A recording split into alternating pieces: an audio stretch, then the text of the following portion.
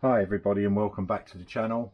On today we're going to make a start on the 225, checking the, well, I'm going to be changing the inner oil seals to Viton ones because of the new fuel. It's just, you know, a few people have said, oh, it don't need doing.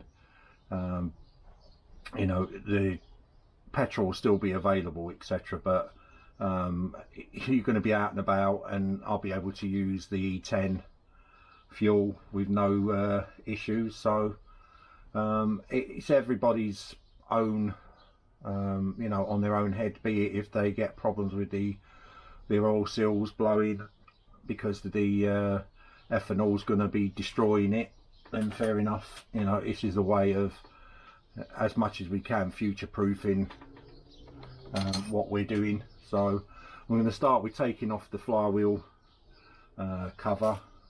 They're 8 mils. Just use the socket and take them off one by one. We've already got the back one off.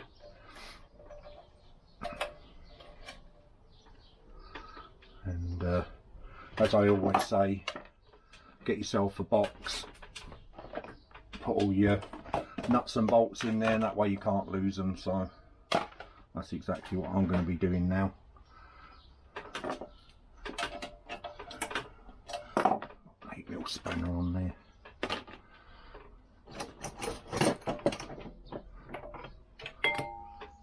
We don't need to strip it completely down, they're 9. All it'll be is the top end on this series of videos, because I'm only worried about either side, and I will explain when we get involved why you don't need to change every single oil seal.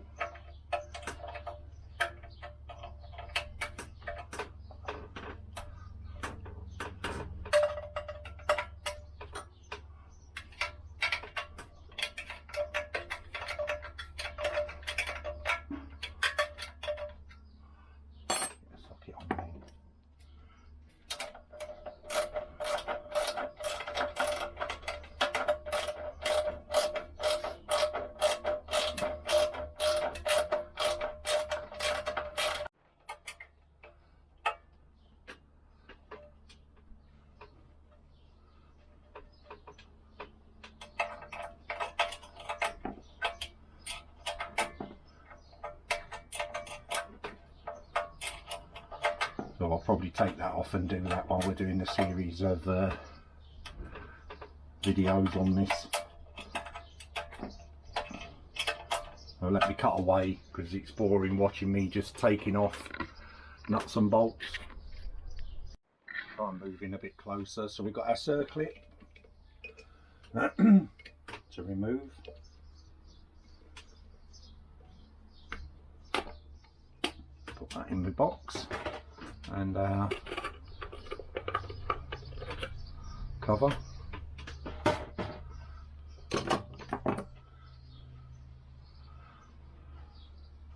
Never fails to amaze me how dirty these pieces of kit basically get, just minging. So we've got to put the holder on here and take off the actual nut itself. So again, I'll do that off camera. It's, bear in mind, a left hand thread, so you're tightening it up to take it off and vice versa. And when I take that off, I'll show you the stator plate, because that's the next thing that's going to be coming off. All I've done is propped up underneath the exhaust at the moment. I will be taking out this cowling as well, because I'll be taking the piston and head and what have you off, and we can have a look what condition that's in. So,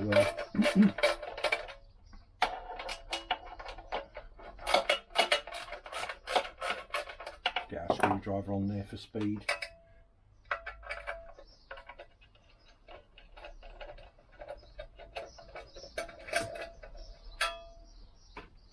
Two more screws.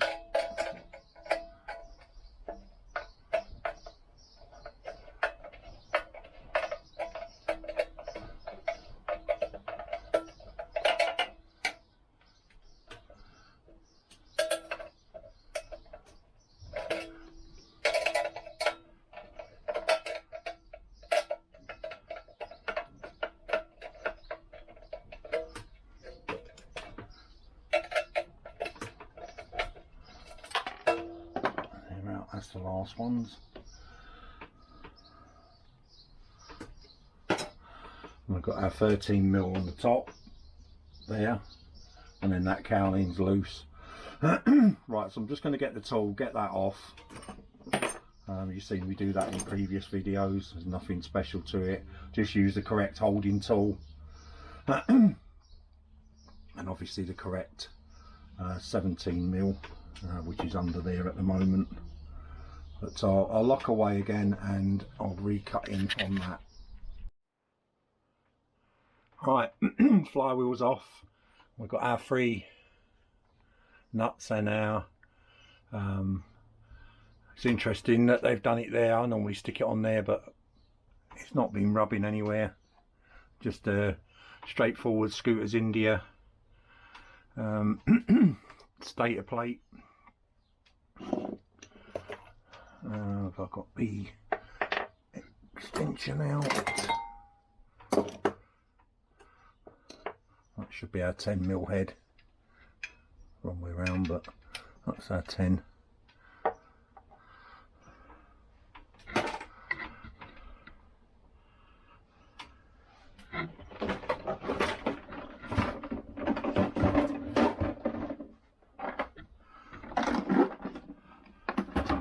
Just need my extension out. That's already out on that one.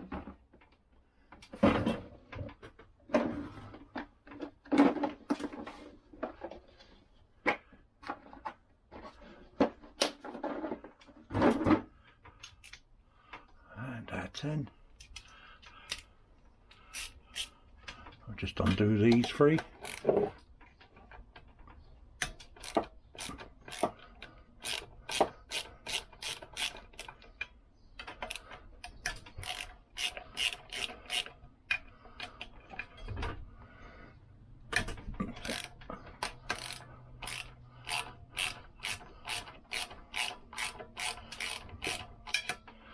Get a screwdriver attachment, it just makes it so much quicker than a ratchet in my opinion.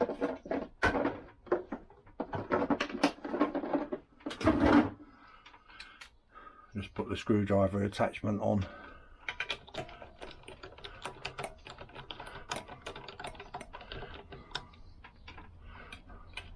And again we'll take these bolts and stick them in our ice cream tub.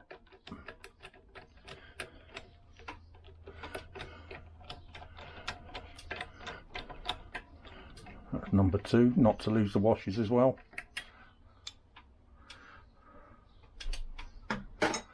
And the last one.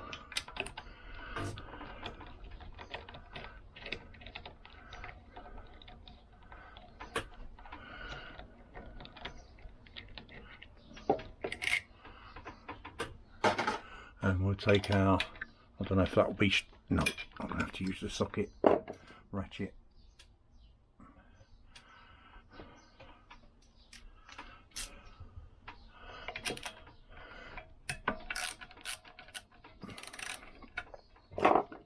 And again, quicker to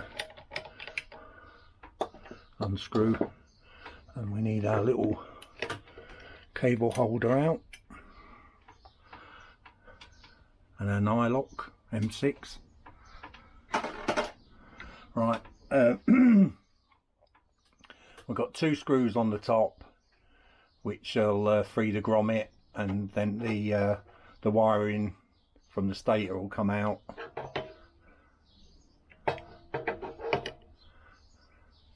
And while we're just doing that, I'm just going to stick that back on for the time being. It just helps protect the threads. You drop something on there, they're not very deep cut threads. And I'll take out this puller, just double-ended Spanish and Italian flywheel puller.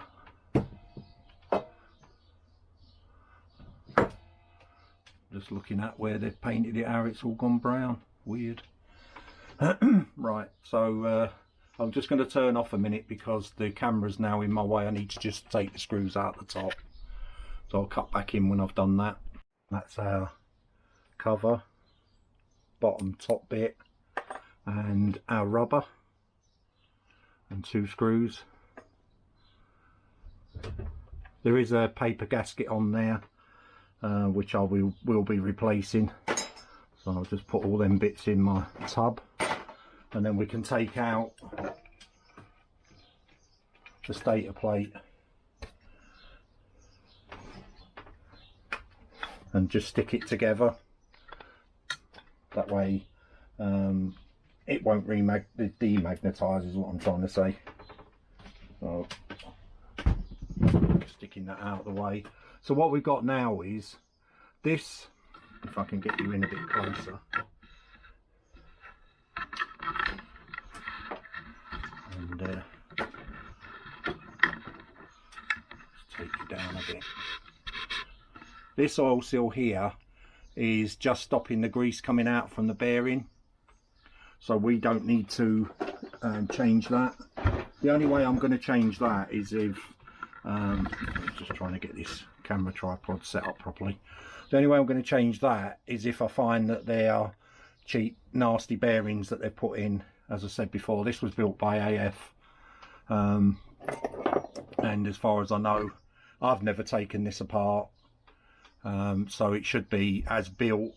The only thing I've done is the top end. I've put the reed valve on there, cleaned up the ports when I did the reed valve itself. So other than that, I've not really done a lot to this engine. I put a new cassette clutch in on it because I couldn't pull the old clutch that was in there. It was just literally, you needed to be Hercules to even attempt to pull it in, and if you sat at lights, it was nigh on impossible to just sit there sort of riding the clutch. Whereas at least with this one, it's still hard, don't get me wrong, but at least I can pull it in and I can sit at the lights with my clutch pulled in. You literally, you'd have no wrist left at the way it was. So we've got our last 2 nuts off of our studs, and we've got 2 flat washers in there, and I'm hoping you can pick up that whoever set the timing up originally has actually marked where they've put the flywheel as well. So that's quite a good idea. Makes it easier to stick back where it was already timed from. Sorry, moving the camera there, I caught it. And all we need now is to get some M6 long bolts and stick them in there, and that should pull off. Sometimes they can be a bit of a pig, on old Lambrettas that have been built many years ago. They can be a right pig to get off. So I'm just going to look for some long M6 bolts. There are special tools for doing this, and again, if you're building them for a living, by all means buy all these tools, but generally no. If a bolt will do, I don't know about you, but I'm quite happy to put a bolt in there. It's not the end of the world putting an M6 bolt in there as opposed to a T-bar with a long thread on it. I don't know if these are going to be long enough, but I'll try them.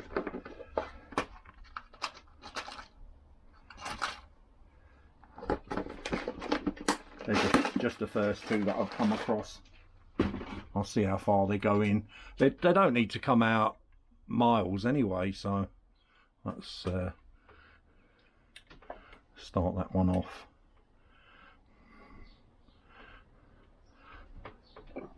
Where's the bar? There.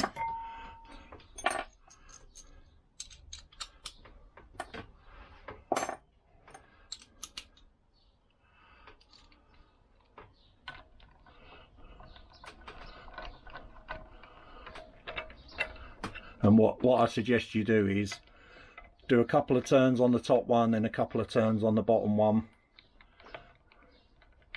because what you want it to do is pull out straight as possible. So that's quite tight. I feel like I could do that without using the ratchet, but I'm going to, only because I can judge more. So from here I'm going to go 1 circle completely around, So that's one, and then go from here. That's 1, 2.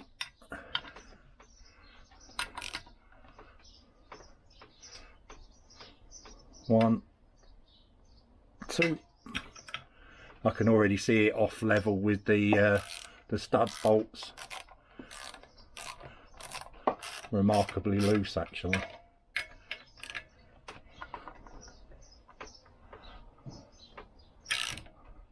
On some old engines where they've literally welded themselves together, I've actually had this break on me.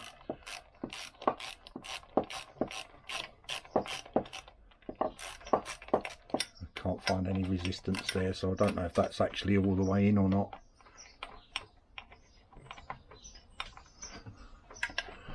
Yeah, that's loose enough probably to pull off now.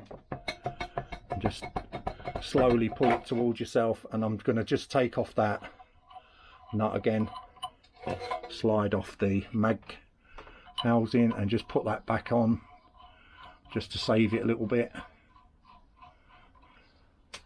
And there is our, I don't know what the hell that is. There is our bearing and our oil seal that we'll be changing.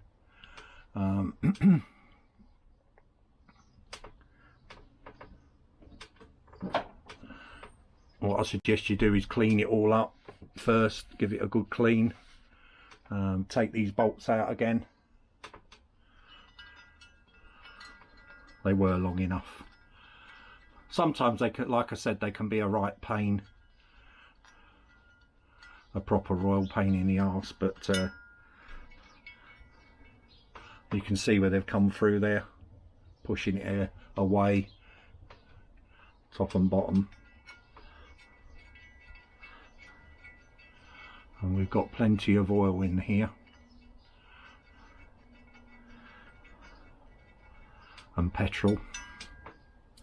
Right, so I'll stick that over there for the time being. And I'm just going to stick them bolts back in my little case. The other ones.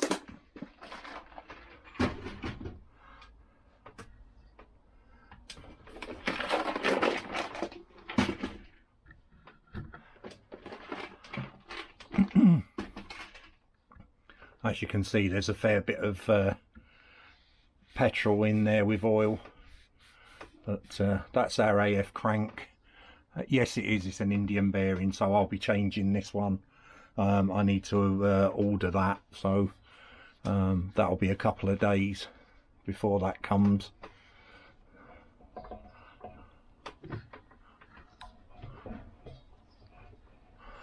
I don't know if you can see that, that's the bottom of our piston. And the cylinder walls there. You can actually, if you want to, just trim that down a tad. It's got the lip in there. It's been, you know, as I can feel, that's been ported correctly. It's all dead in line. We can take off this gasket as well. Knife blade's probably the easiest way. As I say, always replace any gaskets. Just see if they've put any gasket cement on there, which I don't think they have. I say this has never been since I've owned the engine apart, so not had any reason to. You know, a lot of people slag off Indian bearings, and it's never given me a day's trouble, this engine, so they do know what they're doing. It's stuck there again. I've got to clean all this up anyway, but my guess is they put some silicone on there. It has got some very mild sealer on it.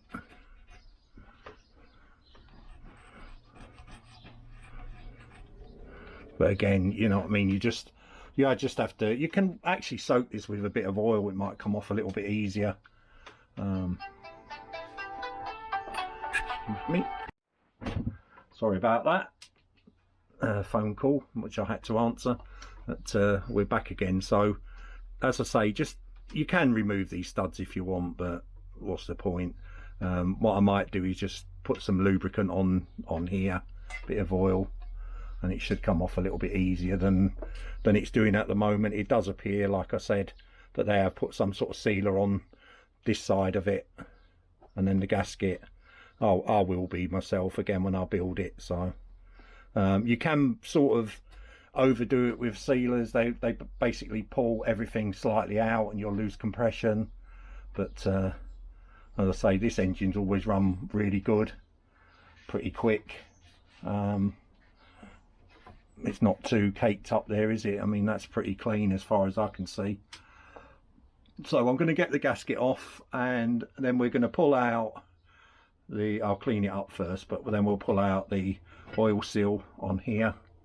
I haven't got that bearing, I've got the other side bearing, so when I go in a bit I'll get this bearing ordered and change it.